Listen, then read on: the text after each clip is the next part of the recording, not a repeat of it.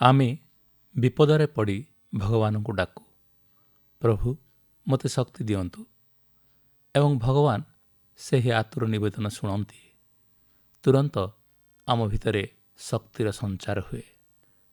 ଆମେ ଥରେ ଭାବି ଦେଖିବା କି ଅଳ୍ପ ସମୟ ଆଗରୁ ଆମ ନିଜକୁ ଏତେ ଦୁର୍ବଳ ଲାଗୁଥିଲା, ଅଥଚ ଭଗବାନଙ୍କ ନାମ ସ୍ମରଣ ମାତ୍ରକେ ଆମ ଶରୀର ଭିତରକୁ ଏ ଶକ୍ତି କେମିତି ଆସିଗଲା। ଆମ ଅନ୍ତର ଭିତରେ ସେ ଅଛନ୍ତି। ଆମେ ନିଜର ଅଜ୍ଞାନତା ହେତୁ ତାଙ୍କୁ ବାହାରେ ଖୋଜୁଛୁ। ମନ୍ଦିରରେ, ମସଜିଦରେ, ପଥରରେ, କାଠରେ, ଏଇଠି ସେଇଠି ଖୋଜି ନିଜ ଉପରୁ ଭରସା ହରାଇ ହତାଶ ହେଉଛୁ। ଆମ ପାରମ୍ପରିକ ସନାତନ ବାଣୀ କୁହନ୍ତି, ସୋହମ୍, ସେ ହିଁ ମୁଁ, ଅହଂ ବ୍ରହ୍ମାସ୍ମି, ମୁଁ ହିଁ ବ୍ରହ୍ମା। ହେଲେ ଆମେ ଏହି ଗୂଢ଼ ତତ୍ତ୍ୱକୁ ବୁଝିପାରୁନଥାଉ। ନିଜକୁ ତଦ୍ଭିନ୍ନ ଭାବରେ ବିଚାର କରି ନିଜଠାରୁ ନିଜେ ଦୂରେଇ ଯାଉଥାଉ। ଆମେ ନିଜର ଜ୍ଞାନ ଏବଂ ଯୁକ୍ତି ପ୍ରୟୋଗ କରି ସବୁବେଳେ ଗୋଟିଏ କଥା ପ୍ରମାଣ କରିବାକୁ ଚାହୁଁଥାଉ ଯେ ଏ ସମସ୍ତ ତତ୍ତ୍ୱ ଶାସ୍ତ୍ରରେ ଏବଂ ଚର୍ଚ୍ଚାରେ କେବଳ ରହିବା ଆବଶ୍ୟକ। କିନ୍ତୁ ଏସବୁ ତତ୍ତ୍ୱର ଲେଶମାତ୍ର ଅନୁପାଳନ ଯେ ଜୀବନକୁ ଏତେ ବଳିଷ୍ଠ କରିପାରେ, ଏହି ସତ୍ୟ ଉପରେ ଆମର ଆସ୍ଥା ହୁଏ ନାହିଁ। ଆମକୁ ଲାଗୁଥାଏ ଆମେ କହିବା ଏବଂ କରିବା ଭିତରେ ଯେଉଁ ଦୂରତା ଦେଖୁ ତାହା ସତ। କିନ୍ତୁ ଆମେ ଯେତେବେଳେ ଖୁବ୍ ଆନ୍ତରିକତାର ସହ ସେହି କଥା ସବୁ କହୁ, ତାହା ମନ୍ତ୍ର ଭଳି କାମ କରେ। ଏ ପାଖେ ବ୍ୟାଧ, ସେ ପାଖେ ଜାଲ ଏବଂ ଆଉ ଏକ ପାଖରେ ନିଆଁଝୁଲ ଦେଖି ମୃଗୁଣୀ ଠାକୁରଙ୍କୁ ସ୍ମରଣ କରିପାରିଛି। ସେ ହତାଶ ହେଇନି, ନିରୁପାୟ ବି ହେଇନି।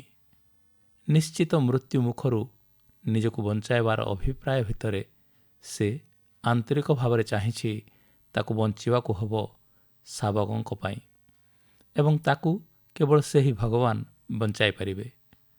ସେହି ସର୍ବଶକ୍ତିମାନ ଈଶ୍ୱରଙ୍କ ସ୍ମରଣ ମାତ୍ରକେ ସେ ବଞ୍ଚିବାର ବାଟ ପାଇଯାଇଛି।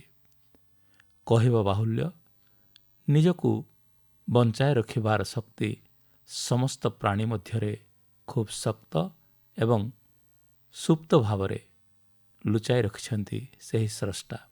ବିଭିନ୍ନ ସାଂସାରିକ ଜଞ୍ଜାଳ ଆମକୁ ଆମ ଭିତରେ ଲୁଚି ରହିଥିବା ସେହି ଶକ୍ତି ଉପାଦାନକୁ ଖୋଜିବା ଅବା ଖୋଜି ପାଇବାର ଆତୁରତା ଠାରୁ ଦୂରେଇ ନେଉଥାଏ। ଆମ ଜୀବନ ପଥରେ ଆସୁଥିବା ବିଭିନ୍ନ ବିପଦ ବାସ୍ତବରେ ଆମକୁ ନିଜ ଅସ୍ତିତ୍ୱ ଖୋଜିବା ପାଇଁ ପ୍ରେରଣା ଦେଉଥାଏ। ପ୍ରତି ମୁହୂର୍ତ୍ତରେ ଜୀବନ ଯୁଦ୍ଧରେ ହାରି ଯାଉ ଯାଉ ଜିତେଇ ଦେଇ ଆମକୁ ନିଜ ଉପରେ ବିଶ୍ୱାସକୁ ଆହୁରି ବଳିଷ୍ଠ କରିବାରେ ସାହାଯ୍ୟ କରୁଥାଏ। ଆମ ନିଜର ସ୍ରଷ୍ଟା ଯେ ଆମ ଭିତରେ ଆମ ଜୀବନୀ ଶକ୍ତି ହୋଇ ରହିଛନ୍ତି, ଏହି ସତ୍ୟକୁ ପ୍ରତି ବିପଦରେ ଆମେ ଭେଟୁ।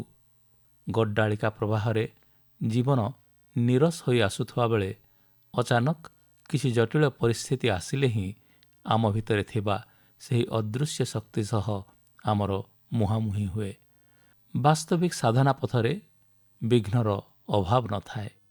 ପ୍ରକାରାନ୍ତରେ ବିଘ୍ନ, ବିପଦ, ଜଟିଳ ପରିସ୍ଥିତି ଦେଇ ଆଗକୁ ବଢ଼ି ନ ପାରିଲେ ଜୀବନ ସାର୍ଥକ ହୁଏ ନାହିଁ। ଏହି ମର୍ମରେ ହିଁ କୁହାଯାଇଛି, ଶ୍ରେୟାଂସି ବହୁ ବିଘ୍ନାନି।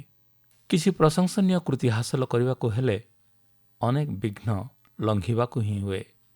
ଅନେକ ବନ୍ଧୁର ଗିରିପଥ ପାର ହେଲେ ହିଁ ଝରଣାଟିଏ ନଦୀ ହୋଇ ସମତଳ ପଥରେ ସାଗରକୁ ପ୍ରାପ୍ତ ହୋଇପାରେ।